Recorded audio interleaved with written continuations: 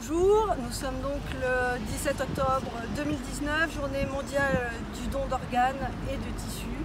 C'était une journée importante où nous avons pu réunir les PMOT de l'équipe de coordination de Lille, l'équipe de coordination du réseau de l'Artois, France Adot 62, et je remercie la ville d'Arras ainsi que Santélis d'avoir pu nous permettre d'être sur la place de la gare où nous avons pu sensibiliser, informer énormément de personnes parce que énormément de passages.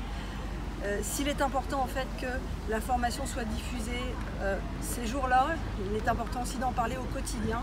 24 000 patients sont en attente de greffe en France.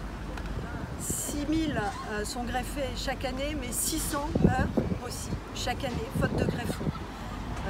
L'âge moyen actuellement des donneurs est de 57 ans et il reste quand même 30% de refus au don d'organes et de tissus. Or c'est pour ça que nous sensibilisons en permanence et qu'il est très important, comme vous l'entendrez, comme vous l'avez entendu, de témoigner et de surtout se positionner pour ou contre. Peu importe le choix qu'on fait, mais qu'on l'exprime et qu'on sache le faire passer auprès de ses proches. Merci à tous. Bonjour, je m'appelle Pierre Vacossin. Mon histoire est assez simple, plus exactement mon histoire est celle de nombreuses personnes âgées de 54 ans. Il m'est arrivé ce qu'on appelle l'infarctus et contrairement à la multitude des personnes à qui ça arrive, je n'ai pas pu être récupéré médicalement. À la suite de cela, quelques soucis ont fait que j'ai dû être appareillé d'une assistance cardiaque, ce qu'on appelle un orthomètre, ce qui m'a permis justement de pouvoir continuer à récupérer une partie des capacités de mon cœur. Cette assistance, je l'ai reçue pendant une période de 6 mois. Durant ces 6 mois-là, c'est un petit peu une résurrection dans la mesure où le cœur n'était plus capable de fonctionner seul. Ça permettait d'avoir une vie presque normale.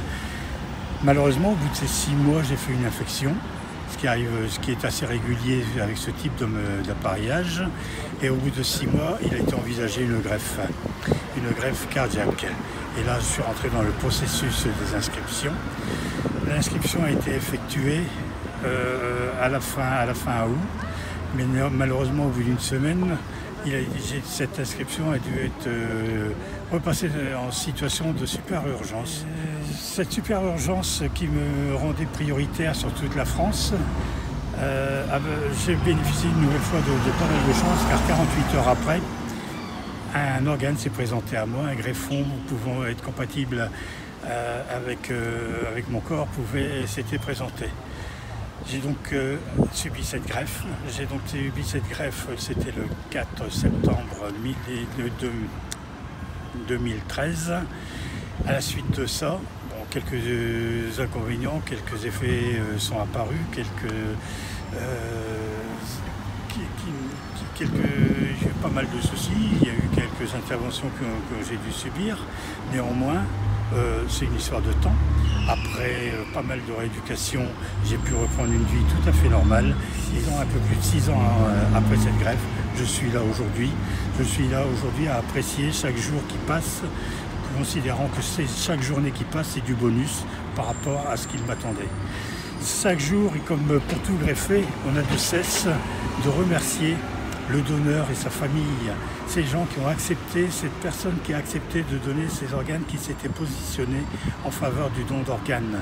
Et je pense qu'il y a un hommage énormément important devrait être rendu partout en France à ces personnes anonymes qui un jour ont pris la décision de donner les organes et qui par cette décision ont pu sauver jusqu'à 6 vies.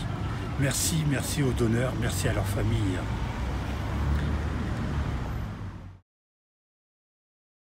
Je suis Elodie. Il y a 2 ans, mon époux est décédé et il a fait don de ses organes.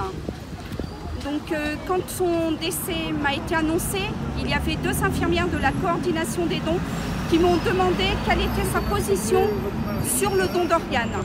Donc comme nous en avions parlé avec les enfants, nous étions au courant.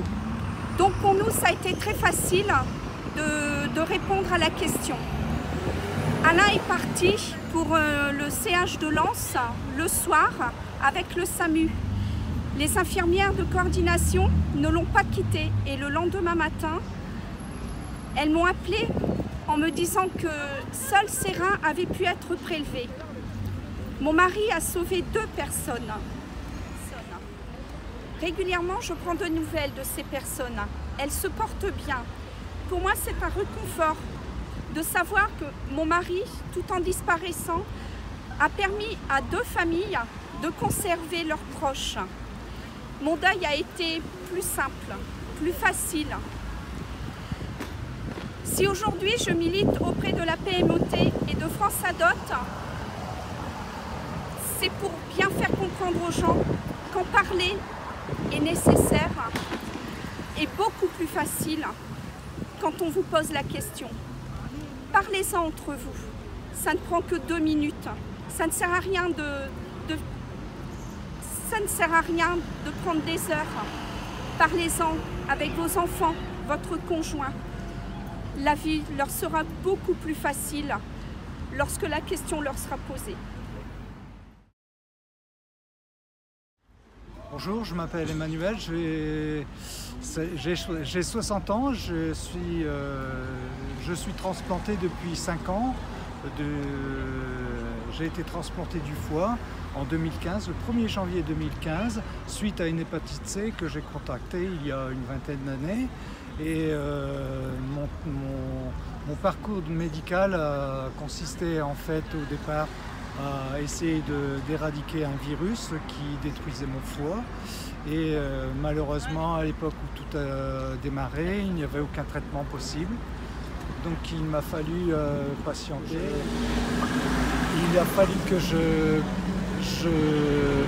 suive des protocoles. J'en ai suivi 5 protocoles qui, à la fin, ont donné un résultat complet, c'est-à-dire une éradication de mon virus.